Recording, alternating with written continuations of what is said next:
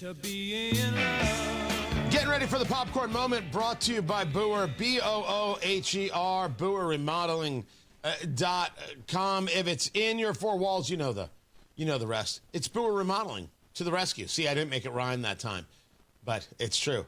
If it's inside your four walls, Booher Remodeling is the call. Your kitchen, your bathroom, your basement, that remodel, which, yeah, it can be a pain.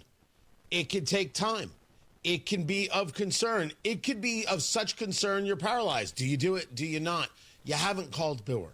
You haven't sat down and had that free initial consultation. You haven't spoken to them about your needs, about what it is you're trying to create. You haven't heard how their 5-step design process works, so you have the least amount of stress.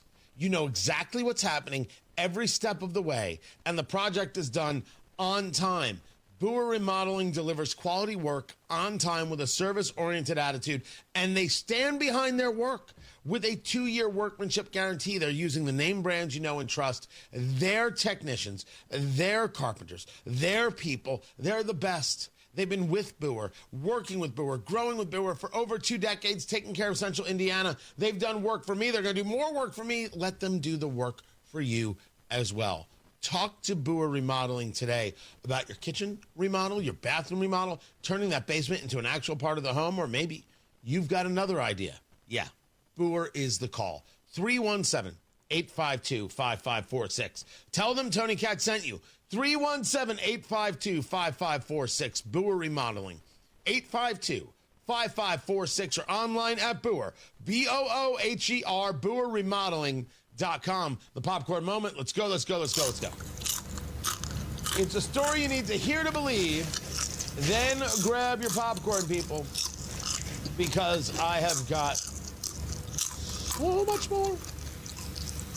And now the Pope is encouraging Hamas to take the deal that was put forth by the United States, agreed to by Israel, a peace deal where the hostages are returned and the IDF, the Israeli Defense Forces, withdraw from Gaza. I have no idea if Hamas is going to take that deal or not. And when they don't take the deal, will those people who have been screaming genocide like freaks, lying to themselves and lying to others, and I'm not just talking about, the Tucker Carlson set.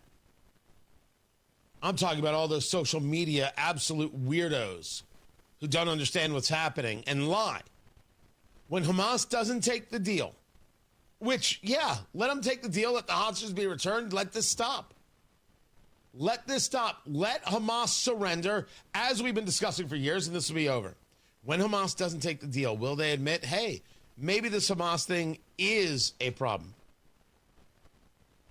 By the way, the BBC is reporting that Hamas is likely to reject the peace plan. So, the hateful will keep on keeping on, and they'll call me a warmonger and all the rest. Honestly, doesn't matter what they say. What matters is that their nonsense has really infected younger generations. And that's an issue. That's a real problem and needs to be addressed by parents in their own kids. This isn't about whether or not you think the Israeli government is the best at this, that, or the other, or Israeli way of life, whatever. This is about whether or not, when you're attacked, can you respond and end the threat, which Hamas is. We would end any terrorist threat anywhere, anytime. We're doing so much damage to the cartels right now that the cartels are looking to Europe to make more money. True story. And I'm in favor of going 5 miles into Mexico and wiping out any cartel member that exists and turning the whole thing into a DMZ. If we want to put an end to the fentanyl coming into the United States and other issues. End it. I don't care if they make money. I care that we survive and survive well. The Israelis care that the Israelis survive and survive well. Some troll and on social media doesn't like it. I don't think Israel cares. Peace deal's out there, and what the BBC is reporting is that Hamas is going to reject it. Of course, because Hamas doesn't want peace. And neither do the students at Columbia University and some of the students at IU and all across Indiana and all across the country. What they want is death and destruction. Certainly that's the true of the online trolls. No question. But that isn't the story I come with. Now, the story I come with is this very weird thing that Josh Hawley was involved in, the senator from Missouri, who I don't always agree with, where he's speaking to somebody about their desires to defund the police. It's always about defunding the police. And that in one of their statements, they talk about creating the importance of police being the problem. And what we need to do is create a safe space for the LGBTQ world and those people who are two-spirit. We've heard this nonsense term before. It's a group called Community Justice Action Fund. A policymaker's playbook to reduce gun violence without police in communities. They advocate for defunding the police. That's still a thing, of course, the left believes in. And investing in programs that acknowledge the need for safe space initiatives led by lesbian, gay, bisexual, two-spirit, trans, and gender nonconforming people. To which you have Senator Hawley asking the question of a guy by the name of Greg Jackson, hey, what's two-spirit?